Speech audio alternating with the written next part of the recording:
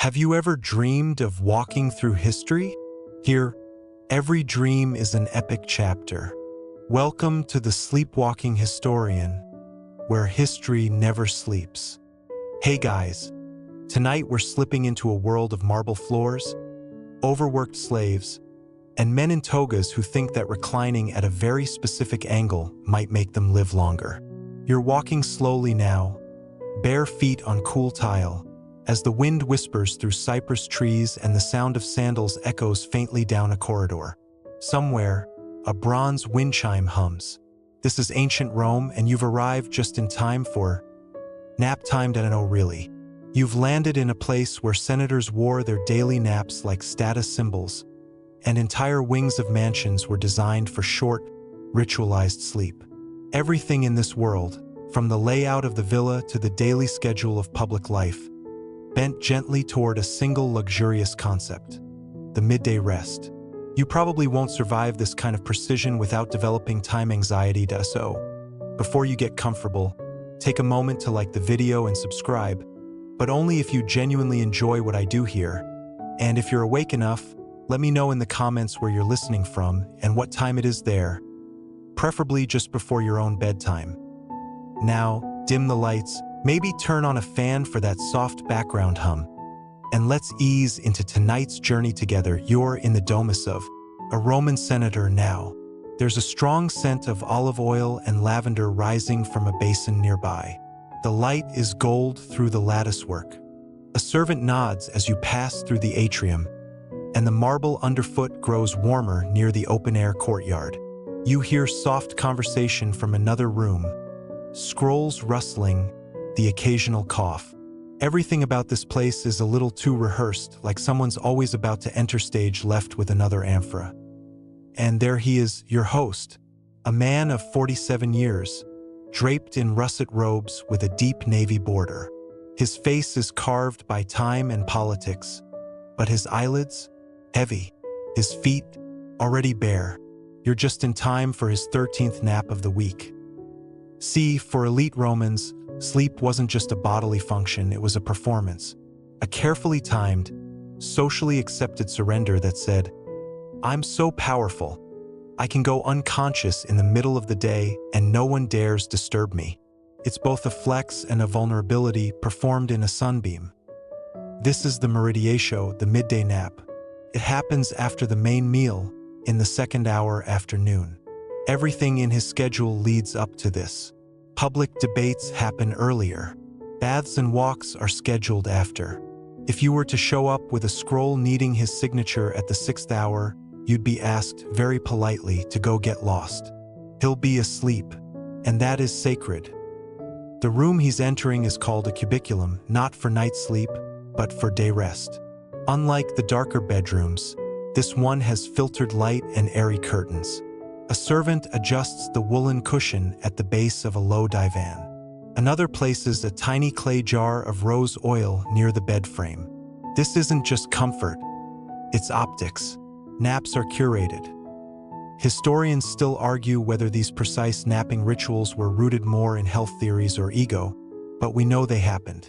Seneca grumbles about it in his letters. Pliny the Elder writes with surprising envy about those who can sleep when the sun is high.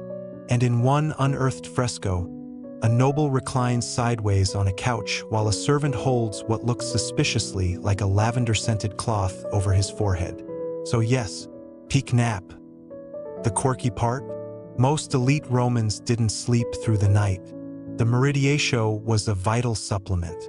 Their nights were often broken up, interrupted by feasts, social obligations, or just the weirdness of Roman timekeeping. There's a record of one senator who deliberately woke himself at midnight to read Cicero aloud until 3 a.m., then snuck in 2 naps the next day to make up for it. Wellness influencers could never.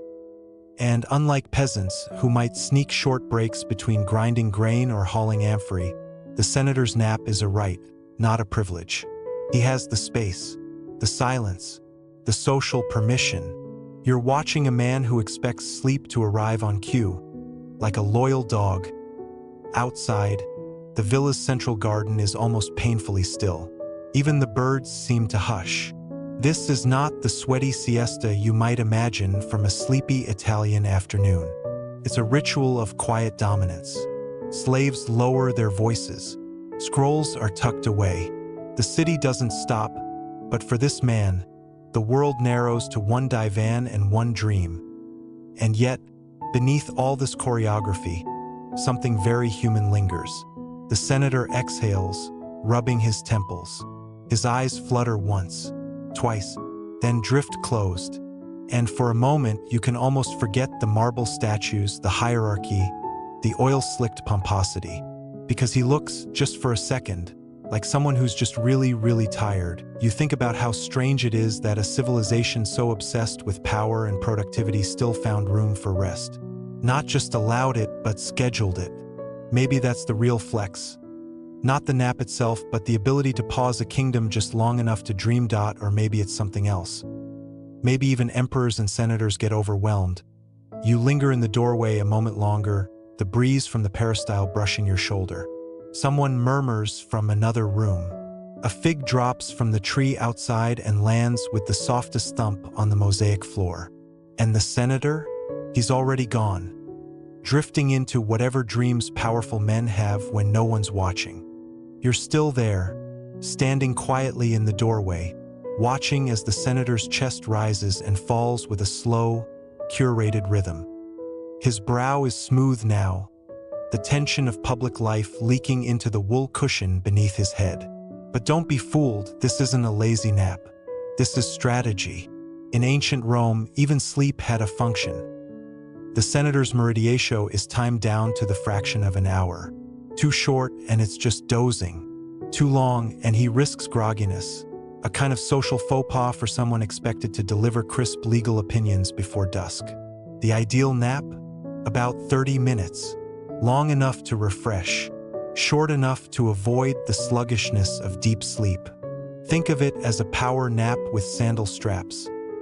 Outside the cubiculum, the domus simmers with regulated silence. Slaves step softly. Guests are either dismissed or offered wine in another wing. The senator's wife, if she's here, is likely somewhere in her own chamber, possibly napping too. But socially, her sleep is not treated with the same solemnity. Historians still argue whether women's rest carried any ritual value or was simply hidden behind veils and walls. You tiptoe back through the villa, through a hall lined with frescoes of Hercules yawning after his labors. A quiet nod to the idea that even demigods need downtime. One image shows a young Eros slumped on a lion's back, asleep. Another, an old man curled up beside a scroll. Romans didn't just accept rest, they illustrated it. It's a strange contradiction. This is the civilization that gave us military discipline, aqueducts, and Caesar's non-stop ambition. But it's also a culture that built entire rhythms around afternoon sleep. Senators held meetings in the morning, lunched around the 5th hour, then retreated into their sleeping chambers as if the sun had issued an official decree. Pause. Meanwhile, you stroll past the kitchen, where a cook slowly stirs a copper pot of lentils. He's not napping, nor is the boy sweeping dust from the impluvium, or the woman hanging damp tunics near the furnace. Naps in Rome were not for everyone. This is one of those facts you can't ignore. Nap culture in Rome was deeply hierarchical. If you were wealthy, your nap was a performance of status. If you were poor, your nap was snatched between shifts, hunched beside an oven or curled behind a broken cart. Some workers even slept in shifts during labor, one eye open, one foot moving. That wasn't called meridiatio. That was called surviving. But let's return to the nap itself. What happens during this curated 30 minutes of mid-republican bliss? According to one Roman physician, Scribonius Largus, midday rest helped recool the humors of the brain, which had apparently been overheated by digestion and conversation. This wasn't just superstition. Romans genuinely believed that napping preserved reason. One senator was famous for saying, "I think best between wake and sleep," which is one step away from calling your bed a conference room. You wander into the library now. Rows of papyrus scrolls stacked in clay jars, dust motes dancing in the light. Here, nap theory lives. Medical texts, moral essays, and manuals on daily routines. One scroll you peer at, translated from a dusty pile, reads, "He who sleeps while the sun hangs highest will awaken with strength of speech and clearness of eye." Kind of beautiful, right? The fringe theories were even wilder. One Stoic philosopher claimed that dreams during the meridiatio were more prophetic than nighttime ones. Something about the clarity of the sun and the alignment of the body with noon's invisible geometry. He recommended sleeping on your left side, with one arm under the head and one foot slightly elevated, so that the liver may speak more honestly to the mind. No, really, the liver had opinions, apparently. The senator, still asleep, still breathing evenly. His hand twitches, perhaps chasing a dream just out of reach. You wonder what he sees. Gladiators in the arena? Wheat harvests? A scandalous law he just overturned in a toga-clad debate? Or maybe nothing at all. Just stillness. Just quiet. For a man who has to pretend to know everything, maybe this nap is the one time he's allowed to know nothing. You're not alone in that thought.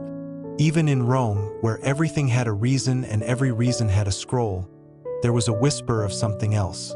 A wordless belief that the meridiatio was a moment of surrender.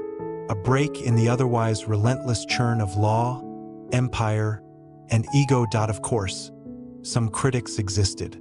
Not everyone adored naps. Cato the Elder famously condemned too much sleep as the beginning of softness, and said real Romans should rise with the dawn and never recline during the sun's reign. Cato would have hated the wellness industry. But even Cato couldn't stamp out the human need for pause. Whether they called it weakness or wisdom, Romans slept. And sleep, in turn, shaped Rome. Because when people nap, they wake up with strange ideas. New policies, revolts, inventions. One scholar even suggested that the rotation of senators through sleep cycles subtly dictated the pace of the Roman legal calendar. That's right, your ancestors' taxes might have been delayed because someone had a really good nap. Outside again, the shadows have shifted. The sun leans a little lower. The courtyard figs cast longer lines across the mosaic tiles. Somewhere, a bell rings, the soft bronze tone that signals the 7th hour. The senator's nap is ending. Servants stir. Water is poured. A breeze dances through linen curtains. And you take one last look into that sleepy room and realize something odd. Despite all the marble, the laws, the rituals, what you're seeing is not power. It's vulnerability. The senator is motionless, eyelids flickering, mouth slightly open. For these few minutes, he isn't a public figure. He isn't a lawmaker. He's just human. And that's the real mystery of Rome's nap culture. It wasn't about conquest. It was about allowing a crack in the marble. A pause between speeches. A single breath between centuries.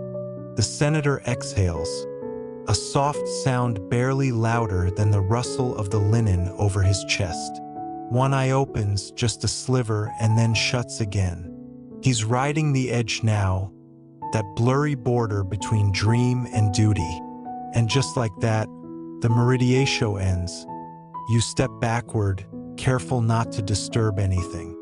But already the domus is awakening again. The rhythm changes. A servant creeps into the cubiculum holding a silver basin and a folded cloth, both warmed. There's a ritual to waking too, you see. You don't just pop up like a startled pigeon. You emerge, gently, deliberately, preferably with someone else's help. Outside the chamber, in the main atrium, the light slants through the oculus. The household regains its voice. Someone coughs. A lyre is plucked, awkwardly. The cook bangs something copper against stone. The siesta is over, and Rome is yawning its way into the second half of the day. You pass a narrow corridor leading toward the slaves' quarters. In a dark corner, an older man slumps against a pillar, his chin tucked to his chest. He didn't nap during the 5th hour, not officially. But now, with the master's rest complete, he's grabbed 6 minutes of stolen sleep. That's how it worked. Your nap window was directly proportional to your social standing. Historians still argue whether these brief servant sleeps were tolerated or quietly punished. But one thing's certain, sleep didn't mean the same thing to everyone. Back in the public wing, the senator is sitting up now. His tunic is fresh, his eyes a little glassy. Not all naps land perfectly. Sometimes you rise like a phoenix. Other times you wake up wondering what year it is and whether you missed the census. But he manages. He splashes his face, pats dry with the warmed cloth, and nods toward his scribe, who has, during all this, been waiting outside with a wax tablet and stylus, ready to take dictation. Because yes, work resumes immediately. The empire doesn't run itself. Not even for 30 minutes. You trail them into the tablinum, the formal office of the Roman home, where mosaic floors depict heroic myths and the busts of ancestors frown disapprovingly from carved niches. There, he settles into a curule chair, straightens the hem of his garment, and says something brisk. The scribe scratches furiously. Nap time is over. Law time has returned. But don't let the marble fool you. Beneath this sharp return to order, the nap still lingers. Why? Because Roman naps weren't just about the body, they were about memory. See, Romans were obsessed with the idea that the soul, during rest, could rearrange itself. Rehearse speeches, preview ideas, sort anxieties. One senator once claimed he dreamed a loophole in tax law that saved the state millions. Another said he glimpsed his dead father, who reminded him to vote his conscience. Sleep, in their eyes, wasn't the end of thinking. It was its secret engine. You pass through the peristyle garden now, where bees hum over lavender bushes and a marble faun pours water into a tiny pool. A younger household member is reciting Virgil to no one in particular. His voice low, rhythmic, like he's practicing for a performance. He's also maybe a little drowsy, leaning more than sitting. His head sways on his shoulders. Poetry can do that. There's a reason mid-afternoon recitations were common. They blended education with the dreamy half-attention that follows a nap. Some Roman teachers even advised students to reread difficult texts after their meridiatio, claiming the rested mind was more sponge than stone. Still, there were critics. Pliny the Elder, who rarely had a good word for anything except volcanic ash, warned that daytime sleeping could weaken the sinews and invite soft temptations. You can practically hear the gritted teeth in that phrase. Soft temptations. As if resting were the gateway drug to decadence, and yet, for every Pliny wagging his finger, there were 10 Epicureans sprawled in courtyard loungers, sipping watered wine and quoting poetry about pleasure. That's Rome for you. Ambition and indulgence braided like grapevines on a trellis as the senator's voice carries from the tablinum. Sharp, clear now, warmed by sleep. You consider something oddly modern. We tend to think of naps as lazy, optional, cute even, but for Romans, proper meridiatio was health. It was efficiency. It was part of the machine. The term itself, meridiatio, comes from merides, meaning midday, but its deeper root is dies, day, and medius, middle, literally the center of time, the hinge upon which the whole day turns. You didn't nap because you were tired. You napped because the day required it.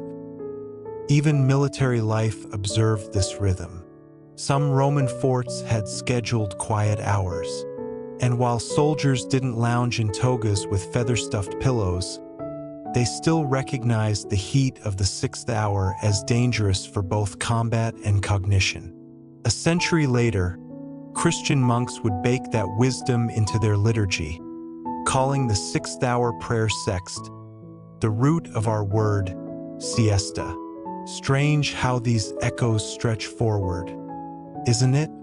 From senators to monks to modern desk workers guiltily setting a timer for 26 minutes between Zoom calls. The culture around naps has changed, but the body hasn't. And as if to prove it, you feel your own mind start to drift now. There's a pull behind your eyes, a suggestion.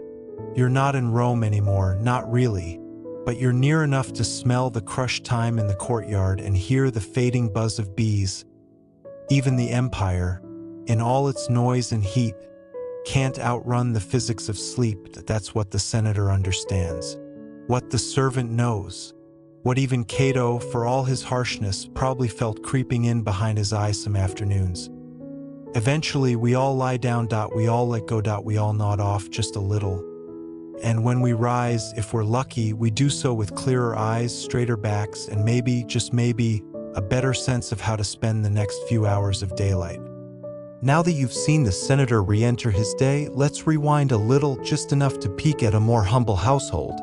Because while elites like him curated their meridiatio like a piece of theater, the vast majority of Romans lived lives a little less polished and a lot more practical. You duck beneath a low archway into an insula. The multi-story apartment buildings that packed Rome like sardines in a bronze tin. The stairwell is narrow and smells faintly of oil and boiled cabbage. Laundry flaps lazily outside the small, open windows, and a toddler shrieks with glee somewhere above. Inside a cramped upper-floor room, a woman reclines on a faded cushion. Her tunic is dusty rose, once vibrant, now sun-bleached, and her arms are wrapped around a bundle of linen, rising and falling with the breathing of a drowsy infant. She isn't rich. She isn't powerful. But she is sleeping. Or trying to. Here, in this shared domestic rhythm, meridiatio takes on a different tone. It's not a philosophical exercise. It's a survival tactic.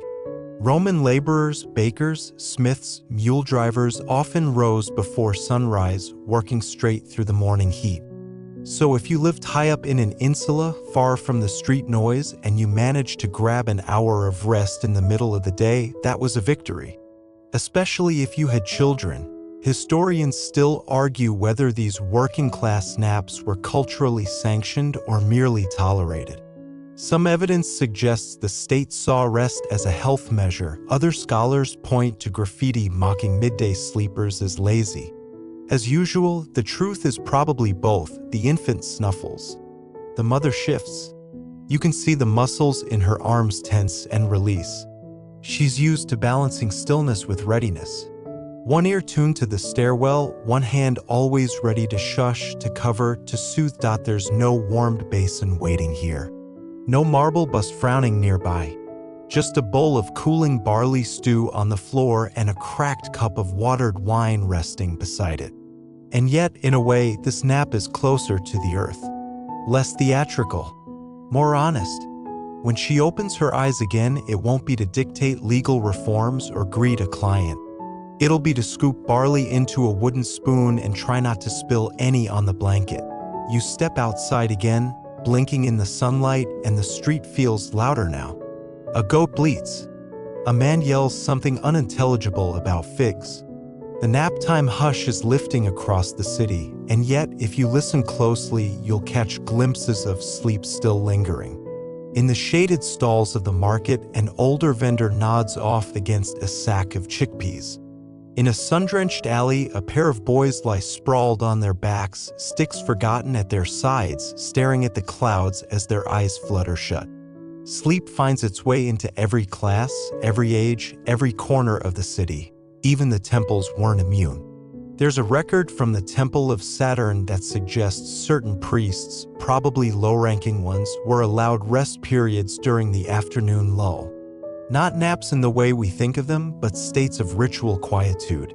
Which, frankly, sounds like napping with extra steps. You wander farther, and the smells of the city sharpen: olive oil, dust, something fishy and slightly alarming. Rome was never a quiet place for long. But the sixth hour? That was the closest it got. Even a lion blinks in the sun eventually. As you pass a shaded fountain where two men sit in silence, you recall an old Roman joke recorded by Cicero: better to nap at noon than to speak at the forum. Not exactly a knee slapper, but the sentiment holds. Words and decisions could wait. Sleep couldn't. Still, not everyone agreed. Stoic philosophers, those eternal killjoys, warned against excessive napping, declaring it a yielding of the will. Seneca, the poster boy of anti-indulgence, once claimed he trained himself to live without daytime sleep at all. Of course, he also owned multiple seaside villas and had staff to handle his figs, so take that with a grain of garum. You pause at a public bathhouse now, the thermae, where citizens of all backgrounds mingle under high, echoing ceilings. It's mid-afternoon and the caldarium glows like a hearth. In one corner, a man floats belly up in warm water, his eyes closed, his arms drifting gently at his sides. No one bothers him. In fact, a few follow suit, lying along marble benches or draping towels over their eyes like soft helmets. Some Roman physicians advised patients to nap after bathing. Others warned that heat and drowsiness combined could lead to melancholia of the lungs, which sounds like either very old science or very modern poetry, but you get the appeal. You can feel it yourself, the weight of the warm air, the sound of dripping water, the way the mind begins to go blurry at the edges. Even you, not technically Roman, not technically tired, could probably curl up in a corner of the frigidarium and not move for an hour, but you don't. You're just visiting after all. Still floating.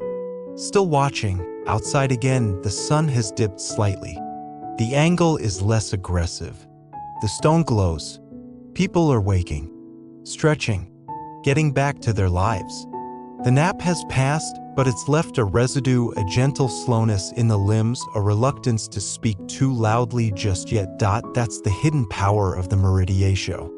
It's not just a reset button, it's a slow gear, a middle note in the song of the day.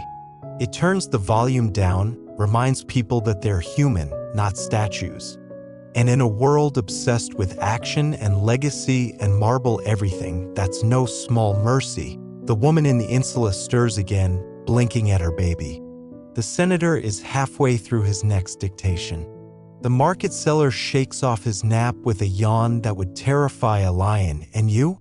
You're starting to understand that Rome, for all its wars and forums and fire-eating emperors, was also a city of sleepers, not lazily, not shamefully, just realistically, because everyone needs a break eventually. Even the empire. By now, you've walked through the apartments and bathhouses, the hidden naps and loud awakenings, but to really understand how deep Meridiatio ran in Roman life, you need to get institutional. Let's step into a place where rest wasn't just tolerated, it was scheduled. Picture a quiet courtyard cloistered behind thick stone walls, the sun slanting over frescoed pillars. The air smells like old parchment, baked clay, and a hint of olive oil ink. Welcome to a Roman schola, one of the learning halls where young elite boys were molded into proper, forum-ready men. You think modern schools are rigid? Ancient Rome took structured day to a whole new level. Here, nap time wasn't just a perk. It was policy. After hours of memorizing speeches, copying down legal codes, and being scolded in measured Latin by a severe-looking grammarian, students were given the postprandial break. Yes, essentially Roman study hall nap time. Not in the soft beanbag chairs you might be imagining. These kids lay down on wooden benches, cloaks folded as pillows, sandals kicked off under slanted desks, and these weren't children in the modern sense. Roman boys came of age early, often attending formal education by age 7. There are records showing that even the great Marcus Aurelius, he of the thoughtful brow and the doomed empire, was encouraged to nap during the 6th hour as part of his tutoring routine. Whether he actually relaxed or lay there internally reciting Stoic mantras is up for debate.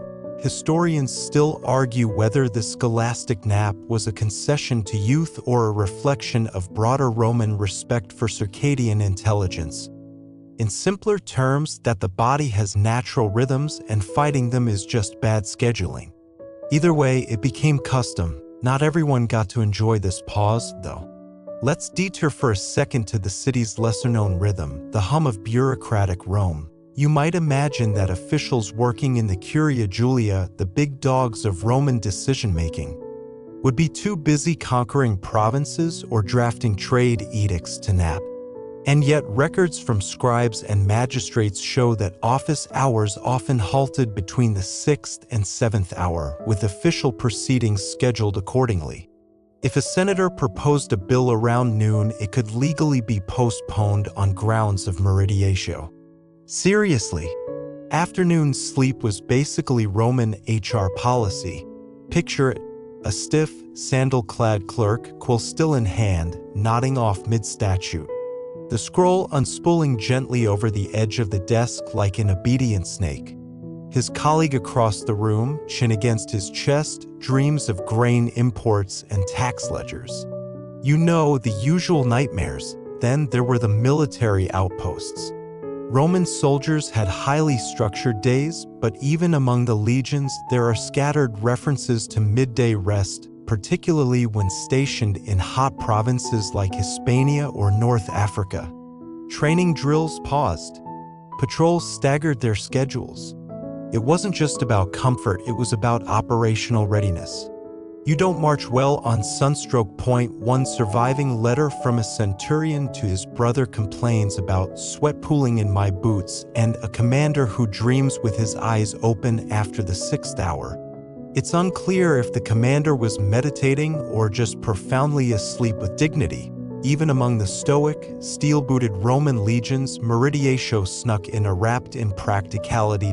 There's something almost charming in how universal it was. Whether you were a boy reciting Virgil, a civil servant halfway through copying grain orders, or a dusty legionnaire propped against a tent pole with one eye open and the other chasing dreams, it was understood, this is the time when we rest. But let's not get too romantic. The practice wasn't always gentle. Some tutors used the 6th-hour break as a time of passive punishment, telling a disruptive boy to lie there and reflect on his errors. Which sounds like a nap but feels more like internal detention, and for enslaved individuals, yes, the brutal underpinning of Rome's grand machine, rest was a different reality. Some household slaves may have been granted nap breaks in wealthier homes, especially if they served close to the master's bedchamber and were expected to be alert afterward, but for many, meridiatio was a luxury they only glimpsed through half-closed doors. If their duties allowed it, they might catch 10 minutes of shut-eye in a laundry room or lean against a cool column in the shade, but these moments were borrowed, not owned. You stand in one such laundry room now, an arched, damp space in the back of a domus, the private Roman home. A young enslaved girl sits against a barrel, her head resting briefly on her knees, her hands still damp from wringing linens. She's maybe 12, maybe younger. She's not snoring, not truly resting, just pausing. It's not meridiatio exactly, but it's as close as she gets. And here's the haunting thing. Archaeologists have uncovered chore charts etched into wax tablets that show precise schedules for slaves, some with allocated rest, others packed end to end. The system didn't forget them. It just rarely forgave them. Now step back out again. Breathe. Let the midday sun warm your face. You're seeing a city both deeply human and structurally strange, where the rich schedule their dreams, the bureaucrats snooze over ledgers, the children nap as curriculum, and the laboring classes snatch sleep in between everything else. It's all starting to feel a little familiar, isn't it? Like maybe this obsession with controlling rest, measuring it, optimizing it, defending it, wasn't unique to them at all. Maybe it's still happening. The only difference is the architecture. They had sundials. We have screen dimmers. They had 6th-hour bells. We have sleep apps, but beneath all the data, the scheduling, the arguments about whether it's lazy or healthy or too European, the need is the same. To close your eyes in the middle of the day and say, I deserve this. So go ahead, lean back. You're not a Roman senator. You don't own a schola or command a cohort in Gaul, but you've earned your 6th hour just the same. The 6th hour ticks by, and in most corners of the city, things are hushed. Even the fountains gurgle a little softer, and the scent of baking bread, once sharp and toasty, fades under the blanket of heat that presses down on Rome like a sleeping hand. You're drifting now into the second half of the day, still trailing the ripple effects of Meridiatio, not just in the places where people lie down, but in the social fabric itself.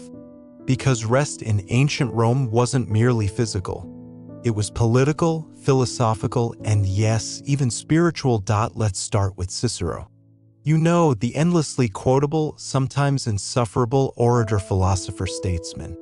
The man loved a midday rest.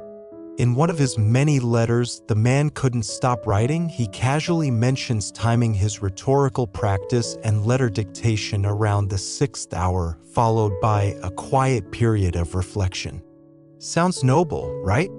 But knowing Cicero, it was probably just him flopped dramatically on a couch, eyes closed, contemplating which enemy he'd insult next in the Senate.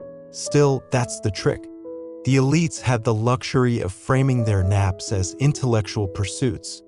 If you or I doze off at our desk, we're being unproductive. If Cicero does it, it's active stoicism. Historians still argue whether Roman elites genuinely believed Meridiatio improved their mental faculties or if they just didn't want to sweat through their togas in public during high sun. But either way, this siesta hour became embedded in elite identity. Now let's stroll across the Tiber into the suburbs where the elite's country villas sat like nap sanctuaries tucked between olive groves. Here, Meridiatio wasn't about recovery, it was practically ritual. Wealthy Romans would retreat midday to shaded triclinium rooms with gently painted ceilings and high couches. Servants would draw thick curtains. Caged birds might be covered to encourage silence. Picture a stately senator in a saffron-colored tunic, one sandal dangling off the edge of his lounge chair, eyes closed as a slave fans him lazily with peacock feathers. On the side table, a half-finished bowl of figs, a cup of watered wine, and an unread scroll of Ovid. The heat is thick, the only movement a golden sunbeam tracking slowly across a mosaic floor. This is Roman luxury napping at its peak. Of course, not everyone was napping alone. In some cases, elite men used Meridiatio as a time for private companionship. Wives, lovers, or concubines might join them in these afternoon recesses. One poet, Propertius, even wrote about midday rendezvous where love and leisure folded together like lazy ivy vines. Naturally, none of this made it into the approved civic calendar, but you better believe it happened behind closed doors with drawn curtains. But here's where it gets even more tangled. Roman religious practices often blurred into these private hours. Certain households used the 6th hour to make offerings at home shrines, tiny household altars dedicated to Lares or Penates, the guardian spirits of the home and pantry. If you imagine someone lighting a bit of incense in the corner of their kitchen before curling up for a nap, you're not far off. Sleep and the divine? Always neighbors in Rome. There are records, strange ones, yes, of temple doorkeepers falling into trances during Meridiatio. A few even claimed they received divine visions while resting under sacred colonnades. Was it heatstroke? Boredom? Hallucination from fasting? Who's to say? One famous incident involved a Vestal virgin reportedly dozing during her shift and claiming afterward that the goddess Vesta herself had whispered instructions for keeping the sacred flame burning longer. She avoided punishment, which in itself was rare, so maybe divine dreams were a good legal defense. Historians still debate whether these stories were sincere mysticism or just clever naps rebranded as prophecy. You can almost hear a Vestal muttering, "No, I wasn't asleep, I was communing. Outside the walls of these hallowed estates and temples, though, nap time had a more practical rhythm. Wander back into the city's commercial zones and you'll find a curious kind of choreography. Around the 6th hour, shutters close. Shop awnings are drawn. Street vendors, once shouting about honeyed almonds or grilled dormice, start packing up or slumping on their carts. Butchers lean against their chopping blocks. Bakers disappear into the flowery back rooms of their ovens. There's a fragment of graffiti on a Roman wall that reads, loosely translated, "Come back at the 7th hour unless you bring wine." That's one way to enforce nap breaks, and then there's the curious category of wandering philosophers. Yes, they were a thing. Rome inherited them from Greece, of course, robed intellectuals who walked the streets offering unsolicited wisdom. Imagine Socrates with sunburn. But even these loquacious oddballs paused their public meanderings for meridiatio. In fact, some of them treated it as a philosophical demonstration. Diogenes, in particular, was known to nap anywhere, anytime, with zero shame, proving that nature outranks social decorum. A midday nap as performance art? Only in ancient Rome. Still, meridiatio wasn't always serene. In more crowded tenement blocks, called insulae, the 6th hour could be a mess. The buildings, often shoddily built and rising several stories high, trapped heat like ovens. People on the top floors slept half undressed, sprawled on mats by open windows. Below, in the shaded courtyards, older women chatted or dozed in wicker chairs, fanning themselves with palm fronds while keeping one eye on the children who were definitely not asleep. One poet complained that even sleep, that cheapest of pleasures, costs more in Rome, referring to the unbearable noise and heat of urban tenement life. His solution? A friend's country villa and a strong jug of Falernian wine, but what ties all this together isn't the architecture or the wealth. It's the strange, shared agreement that at some point in the day, every day, everyone should stop. Just stop and let the body win for a while. The fact that this practice survived, that it was built into schedules, honored by poets, argued about by senators, and grudgingly respected by generals, tells you something profound about Roman life. Not that they were lazy, as some later critics would suggest, but that they understood something we've almost forgotten. You don't always have to push through. Sometimes, the most Roman thing you can do is to close your eyes at high noon and say, later. You're still tucked in, tracing the threads of time that loop softly around Rome's sleepy 6th hour, and now we tilt toward a stranger corner of the map. Because what happens when the rhythm of meridiatio is broken? What if you don't or can't rest? This isn't just a philosophical question. In ancient Rome, skipping your midday nap could be seen as suspicious. Let's say you're a senator and you're still pacing around in the forum while the rest of your peers are horizontal. People might wonder if you're plotting. Rest was social camouflage, a sign that you were part of the rhythm. Breaking it meant you were either too ambitious or a little unhinged. One famous story involves Gaius Gracchus, yes, that Gracchus of land reform and very loud speeches. According to a second-hand account, during his rise to power, he reportedly skipped meridiatio to continue rallying his followers. His opponents used this against him in whispers, painting him as dangerously obsessed, too feverish to rest. When he was assassinated a few years later, no one blamed the lack of naps, but you can't help but wonder if the man just needed a siesta. Historians still argue whether rest was weaponized politically or if it was merely another elite expectation. Like wearing clean sandals and not starting wars before lunch, but this fear of unrest didn't just apply to the Senate. Let's talk about laborers, the guys who built Rome, literally.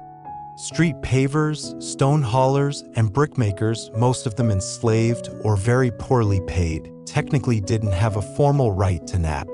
But even their overseers allowed brief breaks at the hottest hours. Not out of kindness, out of basic practicality. People drop faster when overheated. One archaeological dig near Ostia revealed rows of small worker huts with low benches and tiny, pillow-sized stones, likely for resting heads during short meridiatio breaks. The discovery sent a ripple of excitement through the academic community. Not because Romans napped, everyone already knew that, but because the evidence confirmed that even the bottom rung of Roman society carved out this slice of reprieve. And here's a twist. Some employers saw the nap hour as a surveillance opportunity. In larger estates or imperial properties, supervisors often wandered quietly through slave quarters during meridiatio to make sure no one was doing anything they shouldn't. A stolen piece of bread, a whispered conversation, a little contraband poetry reading. Yes, enslaved poets existed and wrote with secret bitterness and hidden beauty. Imagine trying to nap knowing your boss might walk in to check if you were napping correctly. And then there's the military. You might think soldiers, those stoic, sandal-strapped marchers, skipped meridiatio for discipline. But no. Roman legions had entire routines built around rest. During long marches, 6-hour halts were mandatory. Camps would be set, sentries rotated, and the rest allowed to eat, hydrate, and sleep. One dusty scroll, recovered from a commander's tent near the Danube frontier, includes instructions for a heat rest phase, explicitly requiring soldiers to remove their helmets and recline under canvas shade. Officers were instructed to lead by example. Yes, even centurions had designated nap privileges. A drowsy legion is better than a dead one. Even the famously stern Marcus Aurelius, who, by the way, wrote his meditations in a war tent, references the importance of quieting the faculties and honoring the cycle of rest. You could almost picture him reclining beside a helmet, eyes closed, whispering stoic mantras to himself as cicadas buzzed nearby. But not everyone could afford sleep. And some made a living precisely because others were sleeping. Enter the food vendors, entertainers, and petty criminals. Around the 6th hour, you'd find a sliver of the population suddenly thriving, not because they resisted meridiatio, but because they served it. Think about it. If half the city is groggy and lying down, it's the perfect time to walk quietly through alleys, lift a coin pouch, or slide a hand through an open window. A few writings from the poet Martial describe the nap thieves of Rome, usually small-time pickpockets or sneaky neighbors who understood that stolen silence is the easiest kind. At the same time, street musicians and flute girls knew to set up outside the wealthier domus villas, playing lullaby melodies just faint enough to be background music.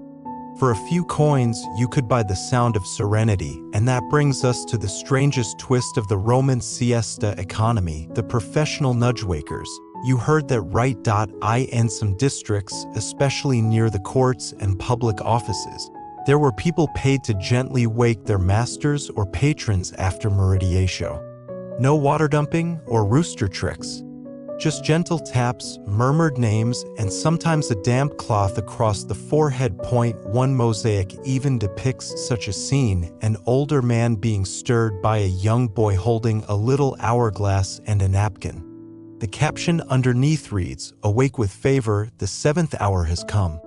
Historians still debate whether this profession was formal or just a creative way for poor children to earn pocket change. But you have to admit it's charming.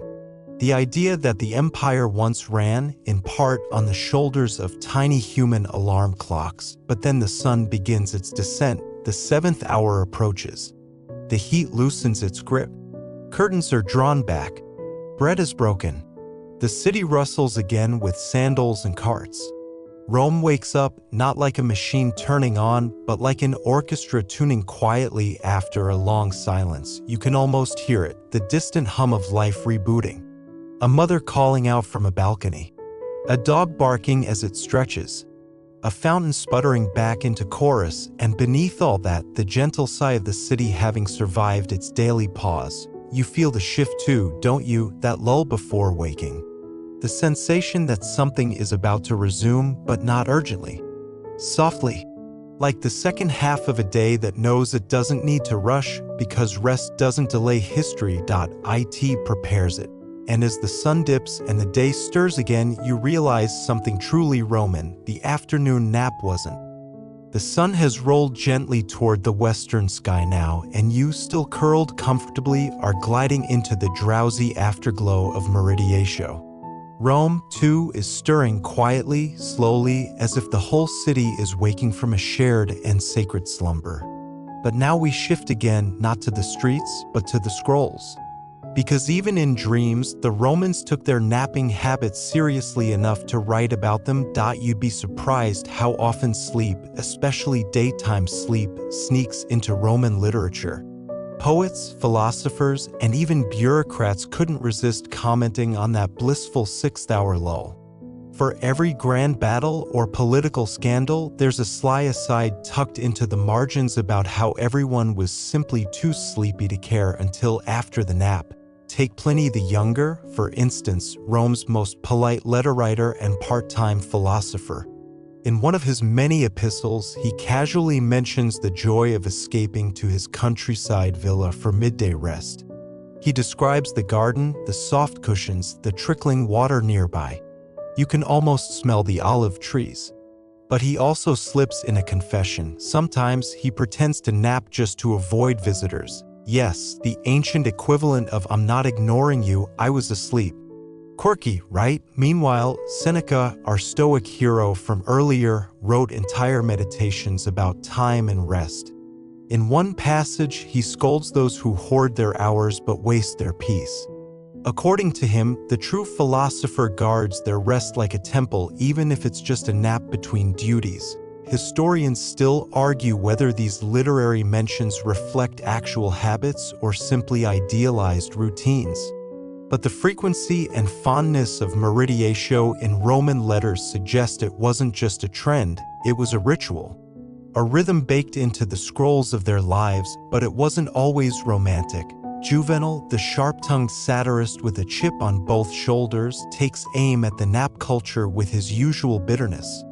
He paints a picture of slothful elites dozing in perfumed rooms while the poor roast in the streets. He mocks the fat-fingered patrician who wakes only to complain that his figs are overripe. For Juvenal, Meridiatio was less a tradition and more a symptom of imperial decay. He probably wrote half his verses while the rest of Rome was snoring, and then there's Martial, the Instagram poet of his time. His epigrams are short, punchy, and often scandalous. In one, he jokes that his neighbor's snoring during Meridiatio was louder than the forum's midday chaos. In another, he thanks a friend for providing a better nap mat than his own wife.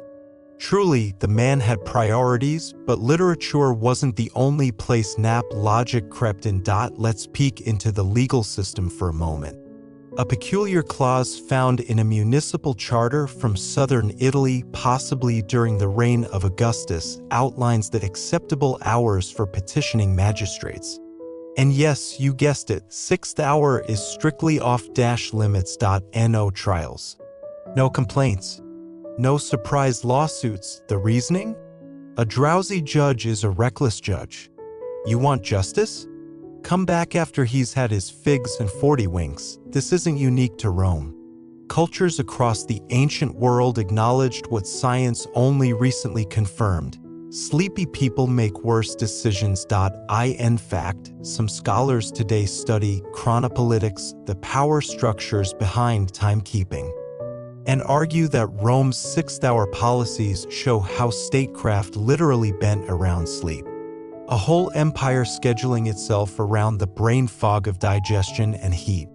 Isn't that oddly comforting? But don't go thinking that everyone napped luxuriously in silk-draped atriums. For many Romans, Meridiatio was a compromised kind of rest, squeezed between obligations.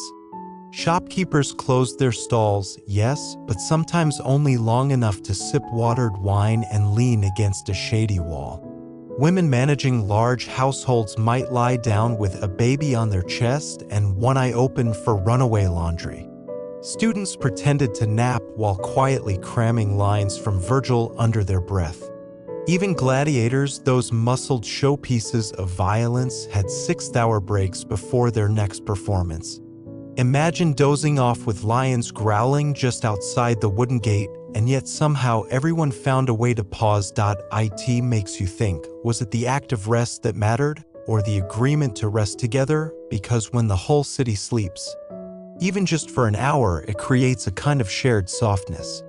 A rare moment when ambition cools and status evaporates.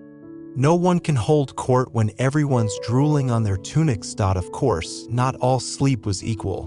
Roman medicine, still teetering between myth and observation, had many thoughts on napping. Some physicians claimed sleeping at midday caused head vapors and moral weakness. Others prescribed it specifically for melancholy or fatigue. One noted doctor, Scribonius Largus, advised senators to nap sideways, never flat, to prevent imbalance of humors.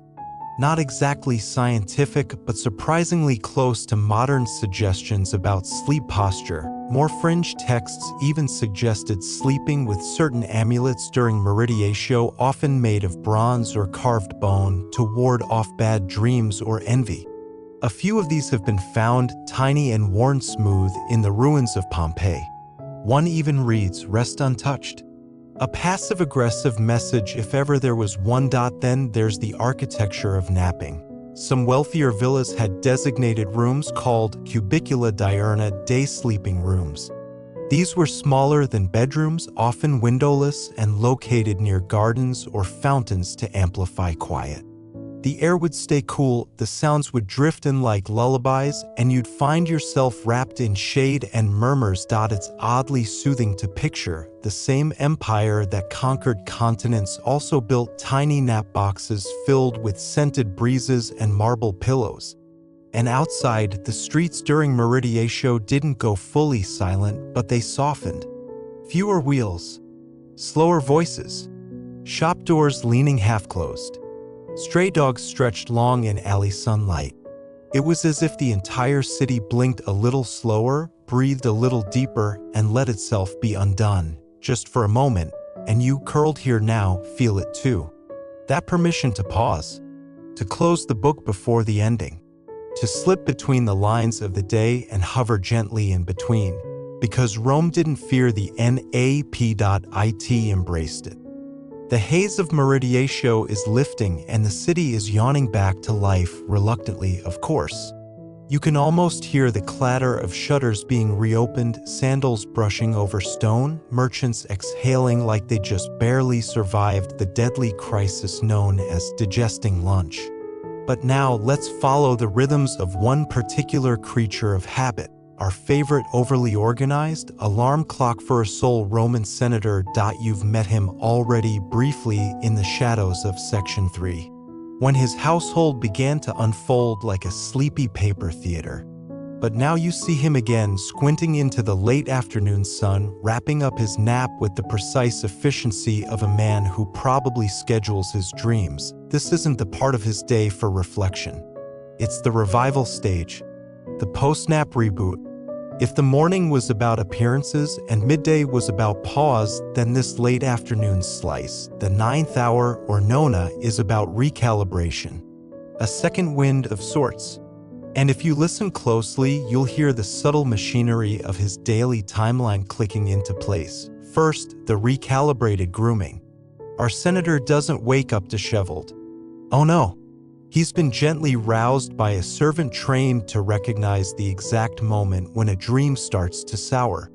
A cloth dampened with lavender is pressed into his hands. His sandals are adjusted by someone who's memorized his preferred toe angle. He steps into his resuming life like someone slipping on a warm robe. Then, the brief writing session. The senator perches himself at a narrow desk by the atrium's filtered light, dipping his reed pen into ink with the same seriousness you might use to launch a satellite. He scribbles letters often to no one in particular.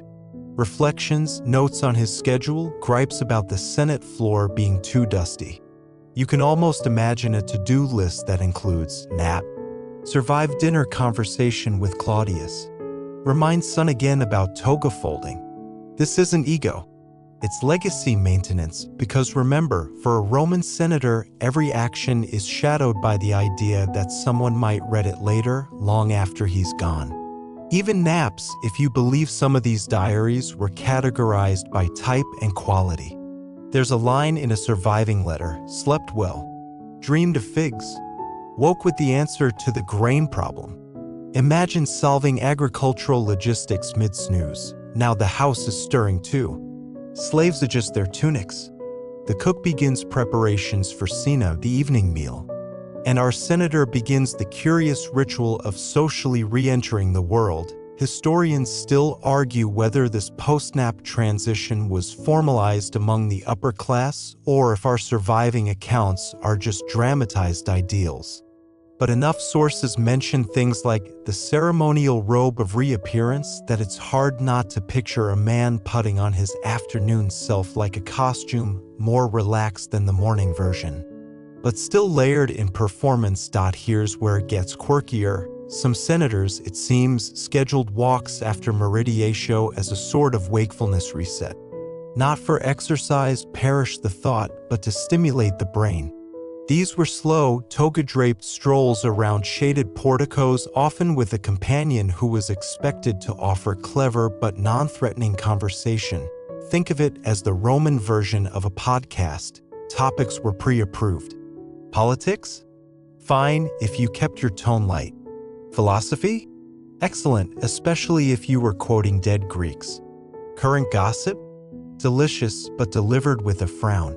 Anything that required raising your voice or skipping a step was discouraged. If your sandals scuffed too hard, you were doing it wrong, and if you were truly elite, you might be visited by a client or two, those lower status individuals who hung around patricians like polite satellites, hoping for favors. Even this had nap-related etiquette. Arrive before 6th hour? You're trying too hard. Arrive after 9th hour? Now that's classy. By late afternoon, the bathhouses begin to whisper their invitations. Our senator, of course, has a standing appointment. He likes the water at a certain temperature, the steam at a particular thickness. You follow him now through crowded Roman streets, past marble fountains and shouting vendors until the clamor hushes at the threshold of the thermae. This is more than a hygiene stop. This is part of the sacred Roman schedule. The bath acts as a second act intermission. And it begins with sweat. Inside the Laconicum, a dry, hot room, you see your senator settle on a bench, towel-draped and pensive. His eyes are half closed again. Not quite napping, but not entirely awake either. You could call it the Roman twilight zone. The in-between where thoughts float and ambition simmers just below the skin. He's not alone, of course. The room is filled with other men of equal rank and equal hubris. They grunt greetings, complain about taxes, or simply close their eyes in solidarity. Someone hums tunelessly. Someone else mentions how awkward it is to have dreams where you're giving a speech without your toga. You know, universal stuff. There's a theory, still debated, that Rome's obsession with the structured day, including its rigid sleep patterns, wasn't just about comfort. It was about power. That controlling your time was a form of elite signaling. The lower classes reacted to the sun. The powerful? They made appointments with it. Even dreaming became a flex, and that brings us to a strange anecdote. One senator, name lost to time, reportedly hired a servant just to record his dreams. The poor assistant sat quietly near his master's bed and scribbled down mutterings. The goal? To analyze whether the senator was receiving divine guidance in his sleep. A kind of celestial consultant hotline. Did the gods approve my grain reforms? Did Jupiter say anything about that embarrassing toga spill? Spoiler, the gods were mostly quiet, but what isn't quiet is the way this tightly coiled routine wraps around the senator's life like a golden net. His nap is a pin on the map of his day. It's less indulgence, more checkpoint. You, of course, are not a senator.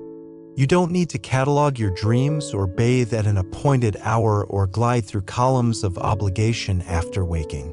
You get to stretch without protocol, yawn without apology, But it's nice, isn't it, to watch someone else take their rest so seriously, to see how even power pauses, how even ambition blinks, how even a Roman senator needed to lie still, if only for an hour.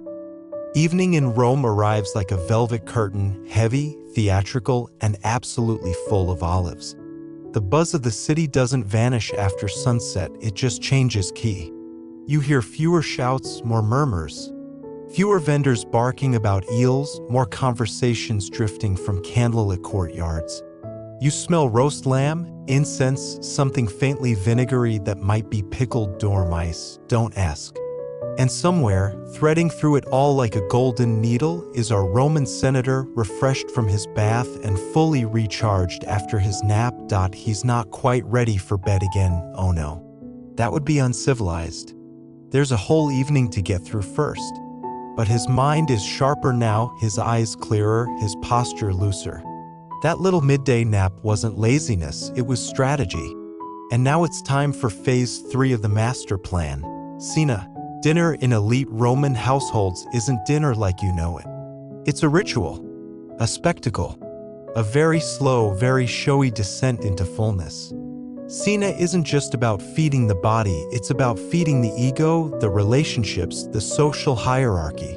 And, depending on the menu, possibly a few fish-related food hallucinations. You follow the senator into his triclinium, the formal dining room where 3 couches are arranged in a U-shape around a low table.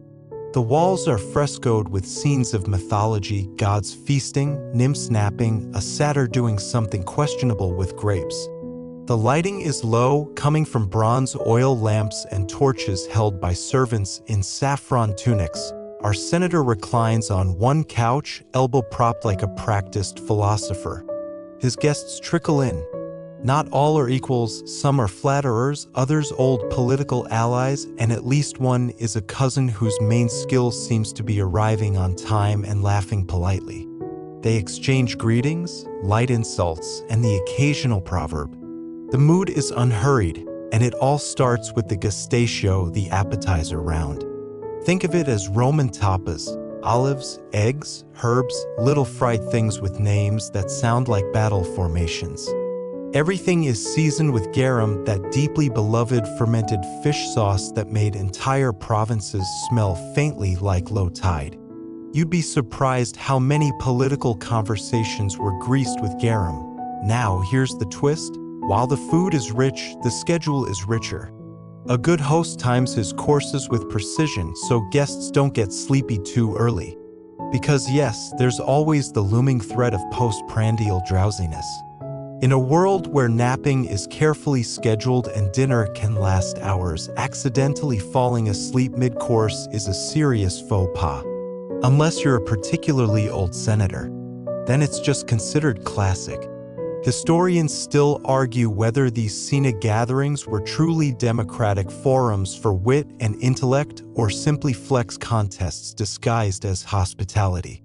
Some say they were spaces of honest exchange where politics and poetry mingled.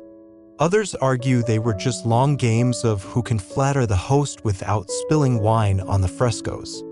A fringe theory suggests that certain guests used these dinners to subtly manipulate future decisions by encouraging sleepiness. That's right. There are scattered records of wine being spiked with soporific herbs or rooms heated just slightly too warm, all in the name of dulling a rival's edge. Imagine plotting someone's political downfall by gently lulling them into a food coma. As the meal continues, music begins, gentle lyres, maybe a reed flute. The sound bounces off mosaic floors. You catch snatches of conversation, complaints about grain prices, a philosophical question about dreams, and someone nervously trying to impress the senator with an anecdote involving Cicero and bees. Our senator smiles, but only with his mouth. His mind is ticking through tomorrow's Senate meeting, possible alliances, and oddly enough, the dream he had during Meridiatio. It featured an eagle flying over a field of wheat. He's wondering whether that means he should vote against the new tax. Or perhaps it just means he's hungry again. There's a wonderful detail here. Some elite Romans kept dream interpreters on retainer, like astrological consultants, but specifically for sleep. One particularly wealthy patrician reportedly maintained a small team of slaves trained in dream analysis, ready to decode symbols as soon as their master finished snoring. A serpent in the atrium? Clearly a warning about overspending. A goat in a toga? Perhaps you're anxious about inheritance law. Now, the main course, mensi secundi, is underway. Roasted fowl, honey-glazed fruit, jugs of red wine. A platter of spiced dormice is passed around, and you politely decline. The conversation dips into quieter tones. People laugh less. Even the fire crackles more slowly, and that's when it hits, the second sleepiness. It's not the full embrace of night yet, but it's the whisper of it. A creeping warmth in the limbs. A laziness in the jaw. For our senator, this is the edge of the cliff. He shifts, stretches one ankle, and drains his cup. He knows the time has come. He stands slowly, gracefully, not dramatically. A few guests rise with him, others wave from the couch. No need for ceremony. They all know the rhythm, because now finally it's bedtime. The walk to the sleeping quarters is quiet. Oil lamps guide the way. Servants speak in whispers. A bronze chime rings once as he passes through the atrium. Somewhere, water drips in a fountain shaped like a lion's mouth.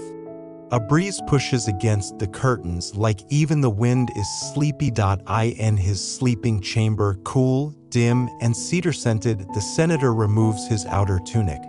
A slave folds it neatly. Another adjusts the linen bedding. The walls are painted with delicate stars. On a small table sits a wax tablet. He pauses to jot a final note. Dream of eagle, look into wheat policy? A fringe tale, possibly apocryphal, claims that one senator invented a kind of sleep timer. A water clock calibrated to release a small bell after 4 hours to wake him just enough to rotate or switch sides. He believed this was the healthiest way to sleep, never too long, never too deep. Control even in unconsciousness. But tonight, our senator lets go. You watch him lie back, spine straight, hands folded, eyes closed. He's breathing slowly now, deeply. He's done the day right by his standards. Scheduled, measured, and rested. And tomorrow? Tomorrow he'll do it again. But for now, he slips into that ungoverned world, the one place he can't legislate, command, or revise. The land of dream. And here's the soft irony. For all his power, for all his planning, this is the only place he's truly equal to everyone else. Welcome to the second sleep. The second sleep. That curious Roman practice, less myth than rhythm, less science than habit. You might call it a midnight intermission. To them, it was simply the natural pause in the grand performance of nighttime. You're still beside our senator, metaphorically curled like a sleepy cat in the corner of his chamber, watching him stir ever so slightly. It's not morning. Not yet. The moon is still out. But the first wave of slumber has rolled back just a little, leaving behind that brief, sacred wakefulness. This was normal. Expected. Romans didn't sleep straight through the night. Most people didn't, in fact, not just senators, but farmers, shopkeepers, bakers, even gladiators nursing bruises. The body would sleep for a few hours, wake gently, then sleep again. It was a two-act play with a delicate intermission sometime between midnight and cockcrow. And what did they do during this time? Well, that depended. For some, it was prayer. There's a serenity in those early hours that makes the divine feel more reachable. You might find a woman lighting a small oil lamp at a household altar, whispering to Laras or Vesta, hoping for health, fertility, or a less irritating neighbor. You might find a man in russet robes scratching verses into wax tablets, convinced the muses only visit during the owl hours. Historians still argue whether this biphasic sleep cycle was due to cultural preference, environmental factors, or some kind of social signaling. Some believe it was simply because Roman nights were long and their bedrooms, well, not that cozy. No glass windows, no central heating, and plenty of city noise. Others suggest that it was an intentional rhythm, structured stillness between exertions, like the rests in a symphony. Quirkily, Pliny the Elder once recommended using this in-between time to take a short walk barefoot indoors to strengthen the nerves. He also recommended rubbing your temples with mouse fat to prevent wrinkles, so grain of salt. Our senator, he uses this moment differently. He doesn't light a lamp. He doesn't write a poem. He just lies there, eyes half-lidded, listening. It's his time to think. Not the performative kind of thinking he does in the Senate or the strategic kind from his bath. This is looser, gentler. His mind drifts. He remembers the day. A gesture someone made. A joke he wishes he'd landed better. A passage of Virgil half recited over dinner. He wonders if the dream of the eagle meant ambition or loss. It's here, in this drowsy limbo, that real reflection happens. Second sleep is a strange little island in the night, quiet, foggy, untethered. You're not quite awake, but you're not fully gone either. Time moves differently. Thoughts feel lighter, but also stickier. You might solve a problem you couldn't crack all day. Or you might become convinced, for 20 glorious minutes, that your donkey is whispering investment advice. There's even a kind of intimacy to it. Couples might talk softly, share thoughts they'd never say under the harsh light of day. Secrets get whispered, plans get shaped.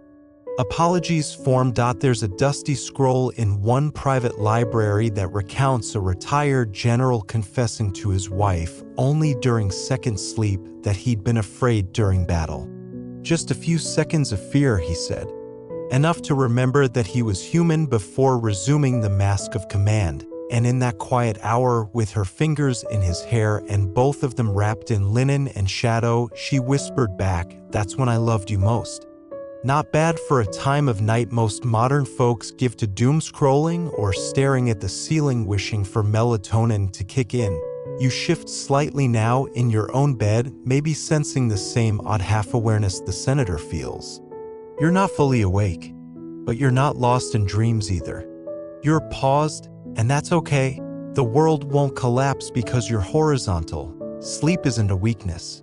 It's a method. It's said that in some Roman homes, especially those in the countryside, the second sleep interlude was used to check on livestock, adjust shutters, or simply stand under the stars.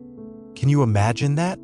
Stepping into a chilled marble courtyard in a teal sleeping tunic, feeling the cool stone under your feet, the sky above you thick with stars, ancient and unchanging. You're no emperor. You don't need to solve a grain crisis before dawn. But you too are entitled to that moment. Our senator eventually stirs again, this time with purpose. The second sleep is calling him. He draws the light cover over his shoulders and lets out a breath. A deep, unconscious sigh. His body curls slightly to the left. The rhythm resonates, and you realize, with a sleepy little smile, how deliberate this whole thing was. The Romans didn't stumble into better sleep. They architected it. They wrote about it, studied it, debated it in forums.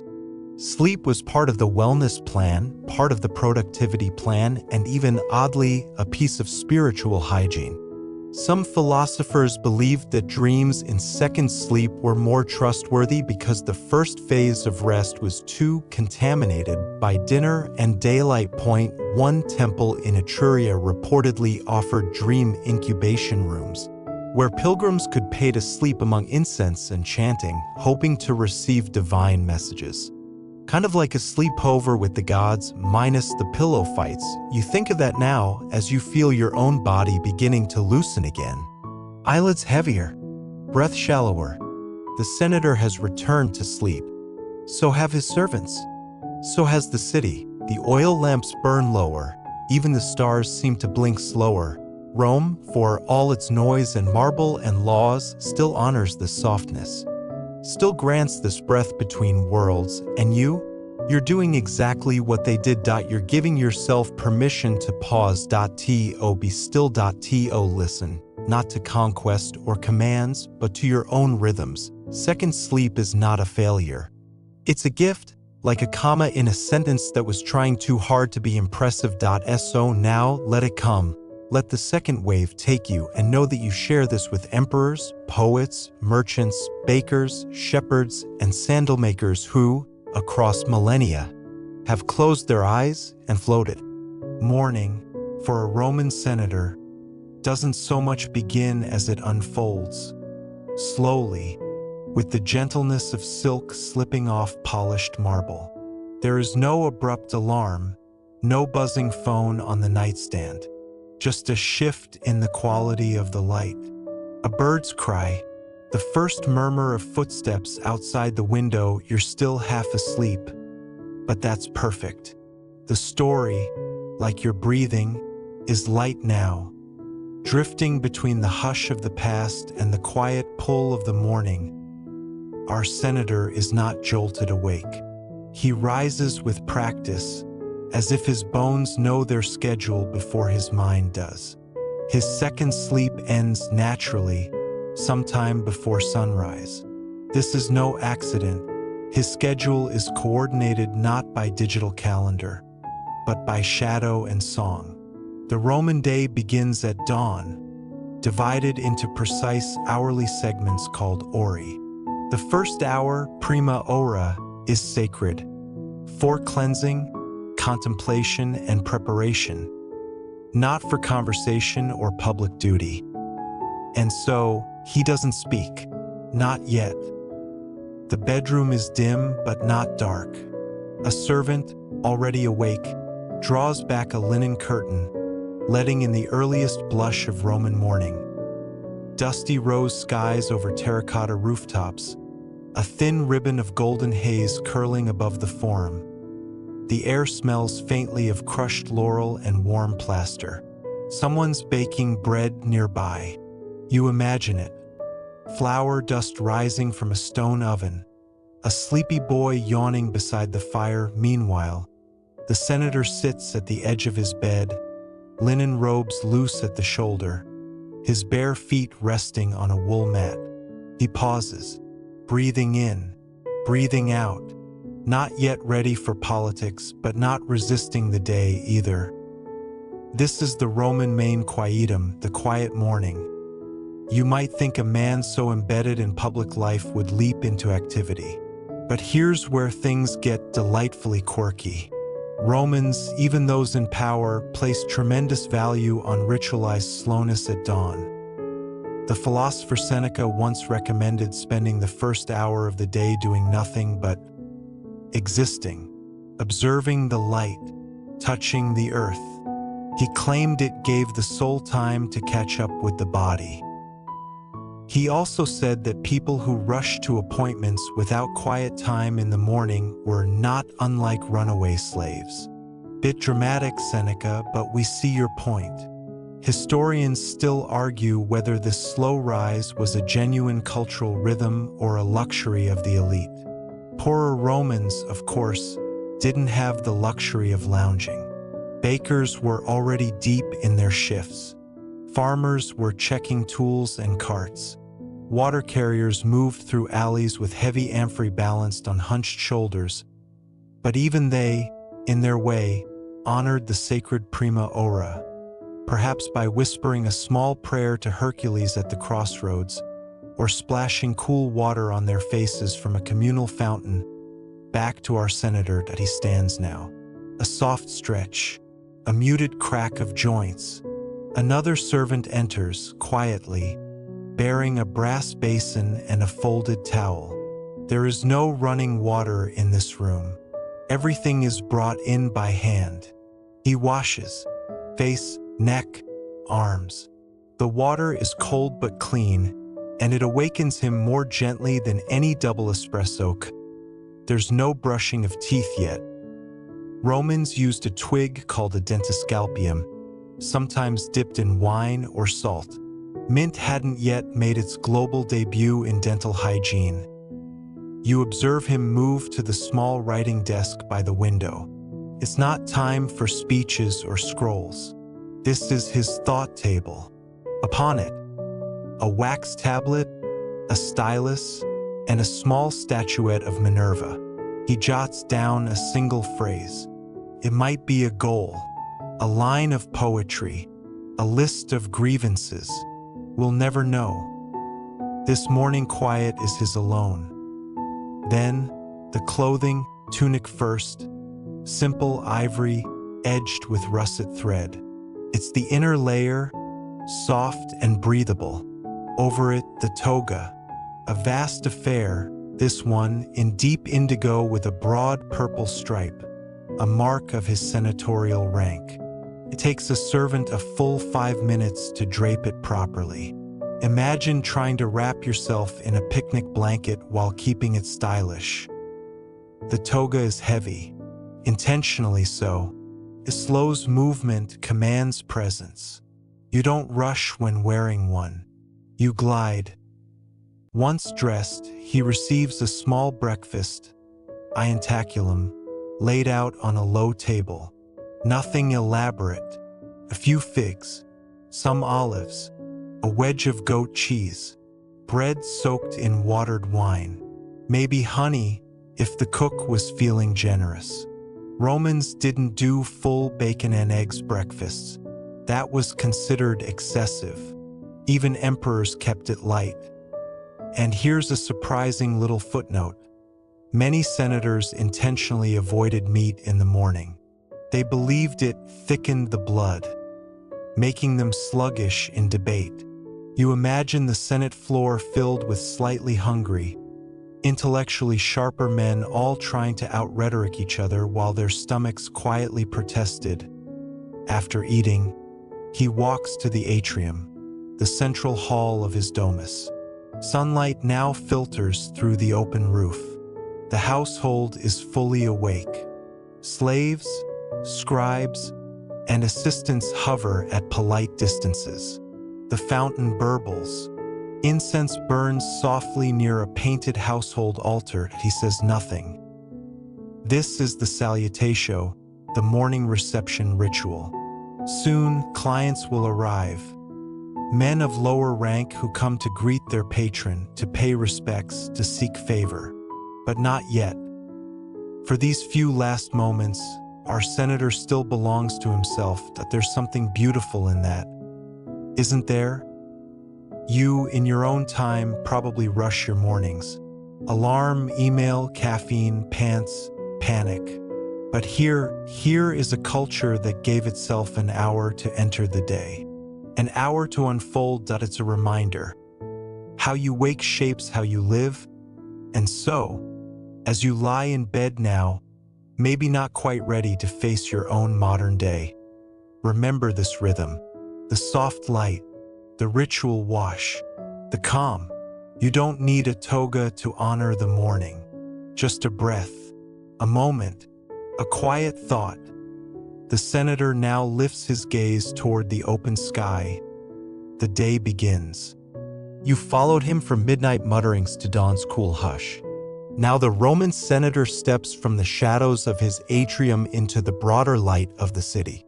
This is the part of the day that's less private, more performative, and yes, it's still tightly scheduled because nothing in elite Roman life was left to whim. As he passes beneath the tiled eaves of his domus, the senator is already mentally preparing for his salutatio, the formal reception of his clients. And if you're imagining something like a friendly wave from a balcony, forget it. This is politics in sandals. Dozens of men wait in the vestibule, many standing, some already sweating beneath the gathering sun. Some carry wax tablets tucked into the folds of worn tunics. Others bring fruit or letters. These aren't friends. They're dependents. Lower-class Romans, ex-soldiers, freedmen, each here to perform their morning ritual of deference in exchange for favors, protection, or food. The senator nods, perhaps murmurs a few greetings. Each man approaches, offers respect, and is sometimes rewarded with a coin, an invitation, or a promise that their concern will be looked into. It's formal, repetitive, and deeply performative. And the senator? He's basically the star of a very polite power parade. Historians still argue whether the salutatio was a sincere expression of social unity or a humiliating chore for the lower classes. Probably both. Think of it like checking in with your feudal boss every morning, hoping for a crumb, except with more sandals and less y-phi.by mid-morning. Tertia ora by Roman time, the city is fully alive. Market stalls screech open. The sounds of chisels, donkey hooves, and children's arguments float upward in an uneven symphony of labor. Our senator now prepares to walk to the forum, accompanied by a few trusted aides.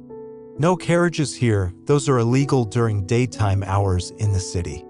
Everyone walks, unless you're an emperor or an invalid. He strides carefully, toga billowing, robes brushing dusty paving stones.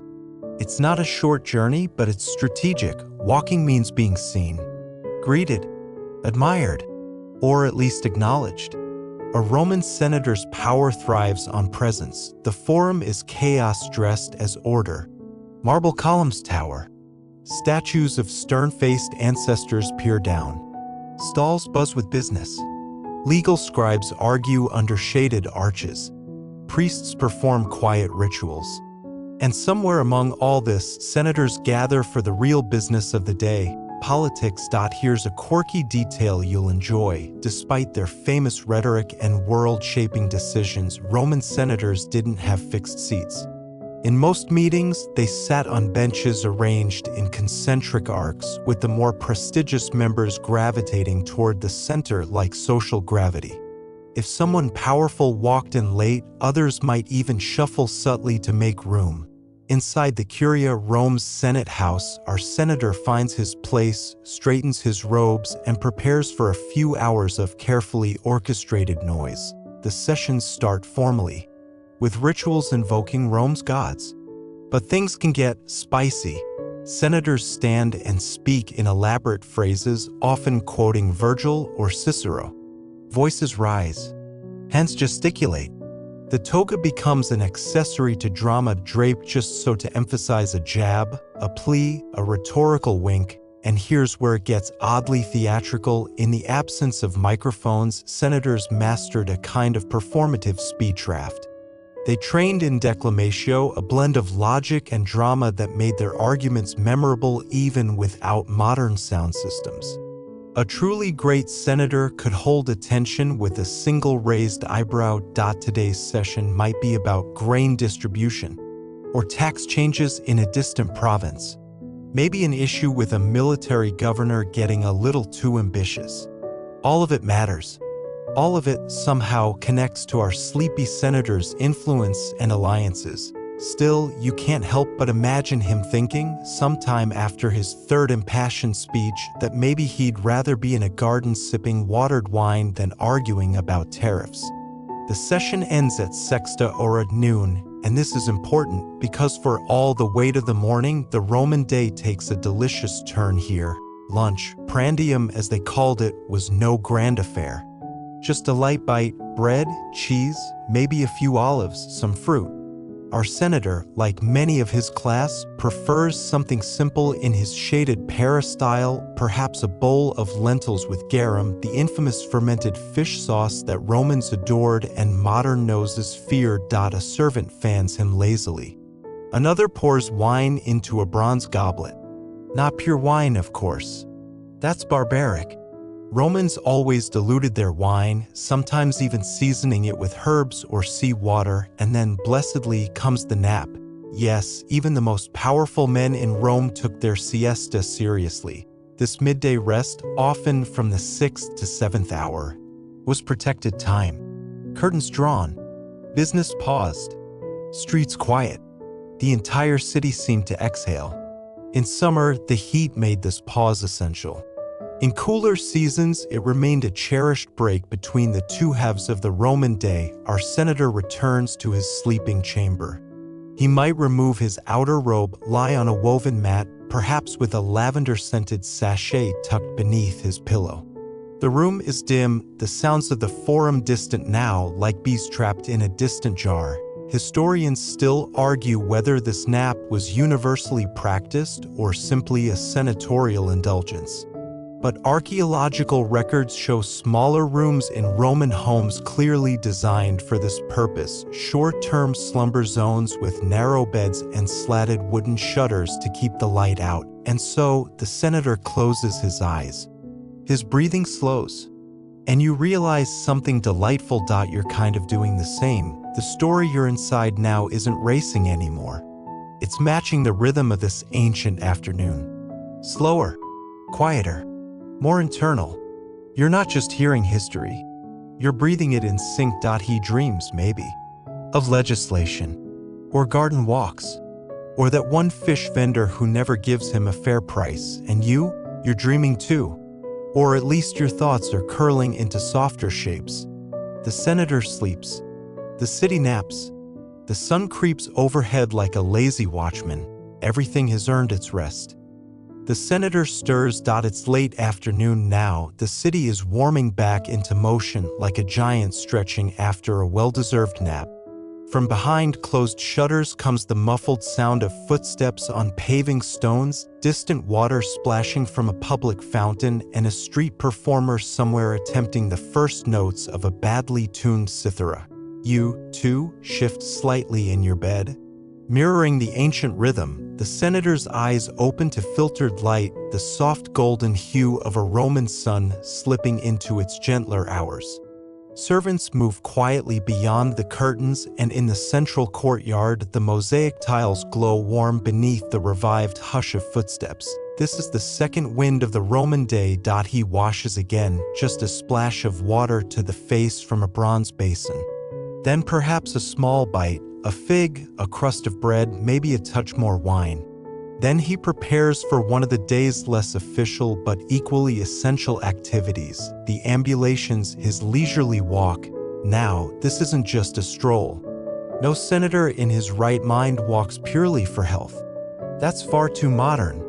No, this walk is political theater, social performance, and a chance for whispered conversations, all disguised as a casual ramble around the portico or public gardens. He might visit the palestra, not to wrestle or lift weights, he's well past that, but to be seen nodding at the younger patricians flexing their way into the political sphere. A few compliments here, a remark there, every step is a small investment in social capital, and yet there's a softness here too. He walks slower now, not just because his joints remind him of his years, but because he enjoys it.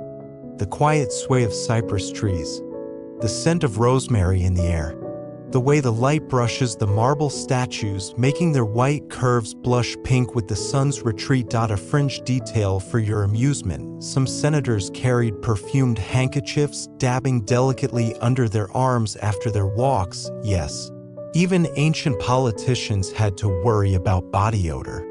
One preserved linen scrap, discovered in the ruins of Pompeii, was soaked in oil of myrrh and lavender, basically ancient Febreze, toga edition. As the light fades toward Vesperna, the evening meal, our senator returns home.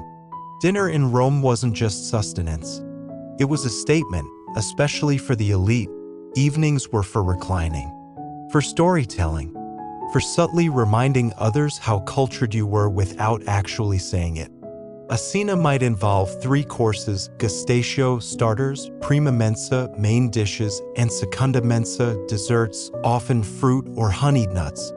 And of course, wine. Always wine. More of it and stronger now, but tonight?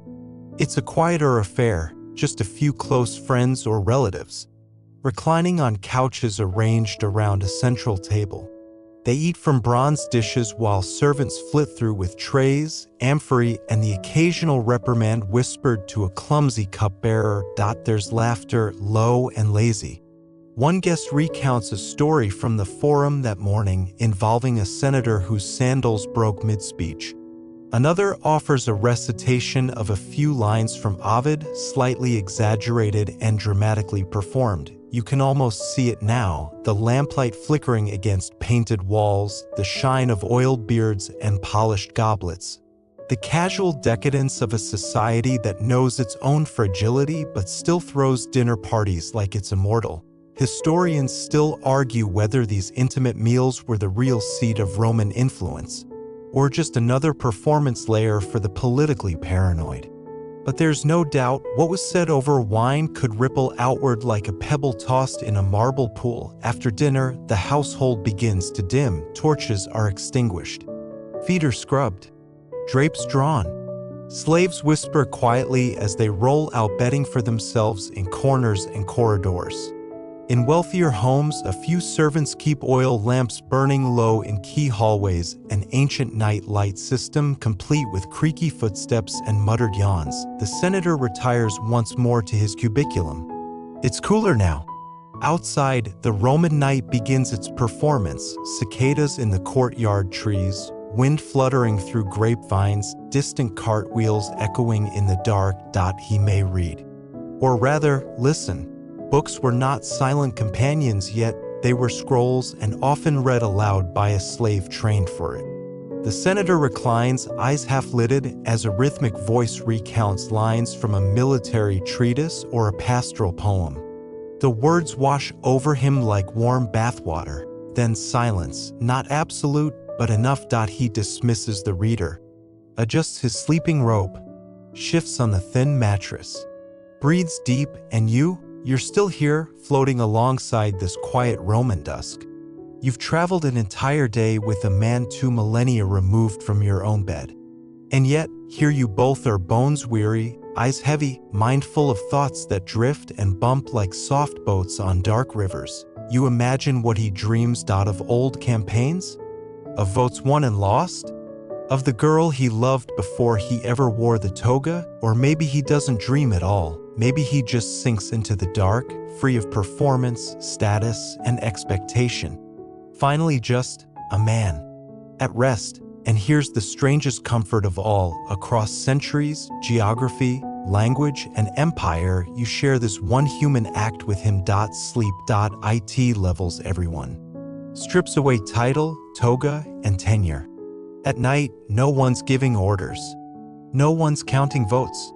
No one's posing beneath columns or debating bread prices. They're just breathing. Like you. The senator turns onto his side. The lamp gutters out and the house is still. You wait with it a moment longer. Let the silence deepen. Let your own limbs loosen. The empire will spin on tomorrow, but tonight it sleeps. The night has taken everything now. The last torch in the atrium gutters into a curl of smoke. The birds have quieted. Even the dogs in the street have gone to their corners. You and the senator have slipped so far from the buzz of the city that all that remains is breath. Yours, his, the world's, slow and even, like waves on some invisible shore. Some say Rome never sleeps, but that's not quite true. Right now, the city sleeps in layers. In the poorest quarters, children curl beside fire pits. In villas like our senators, dreams drift like whispers through painted halls. Even in the prison cells of the Tullianum, sleep finds its way between chains and shadows. And this, at last, is where the senator's day ends.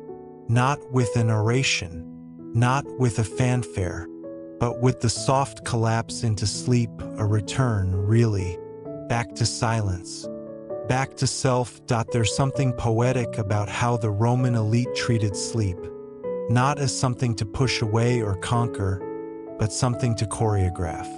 The meals, the pacing, the linen, the afternoon nap, all pieces in a carefully balanced ritual designed to cradle the body into rest. Yet, for all the planning, they still had nightmares. You wouldn't think a man in a marble villa with olive oil lamps and perfumed slaves would have night terrors, but he does.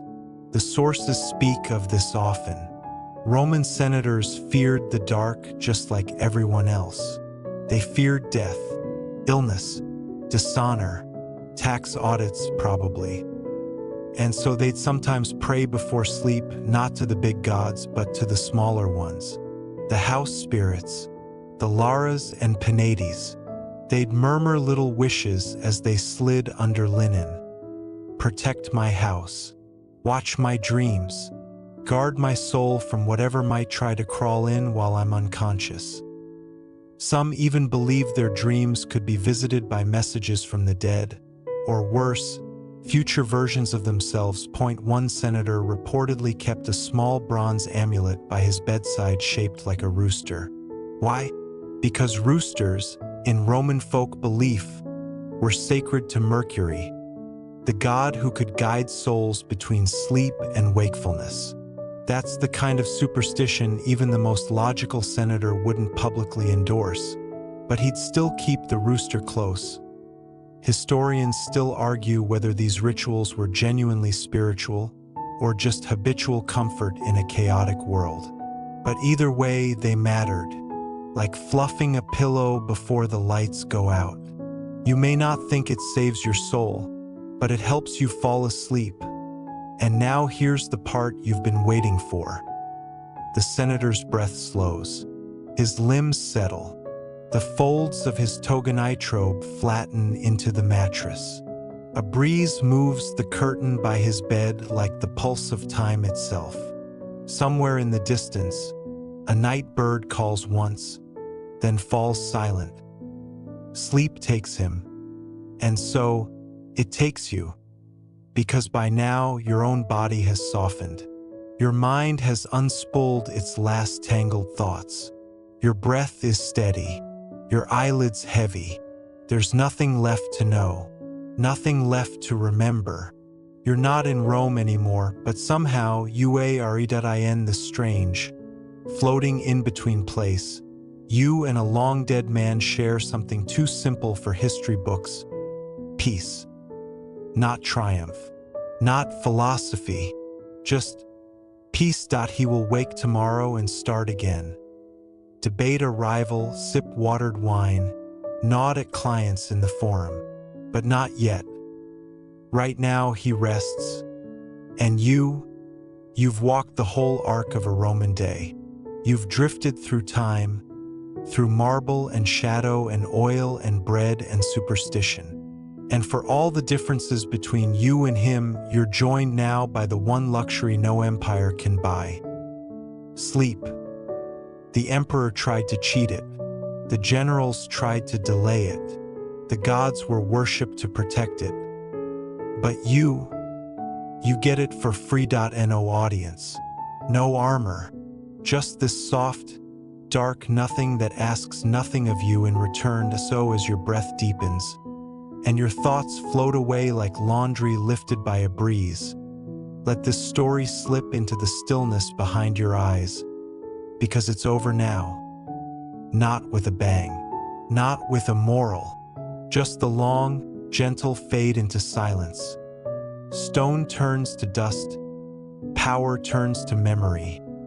The senator disappears, and in his place, you, still, breathing, free. Word count, 1049. Wind down 300 words. You've made it, friend. The story has quieted now. All the marble villas and citrus groves, the forum crowds and ink-stained scrolls, they've all faded behind you, like lanterns glimpsed through thick mist. You've traveled with senators, walked along colonnades, tasted the honeyed figs and sandalwood air of a day long gone. But now, none of that matters. What matters is this moment. The stillness around your breath, the warmth of your blanket, or maybe just the familiar press of the mattress beneath you. Whatever thoughts were trying to follow you, they're falling away now, one by one. You don't need to think anymore. There are no decisions left, no toga to fold, no forum to impress, just the quiet rhythm of your body preparing to rest. Let the shadows soften. Let your limbs feel heavier. Picture your thoughts like leaves drifting on a lazy river. One by one, they vanish from view.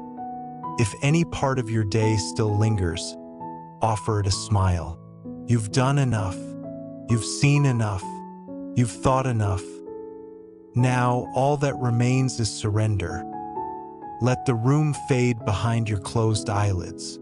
Let the silence stretch longer. Let your breath carry you gently inward. because sleep is already here, not far, not waiting. It's with you now, around you, within you. The senator has vanished. The story is finished.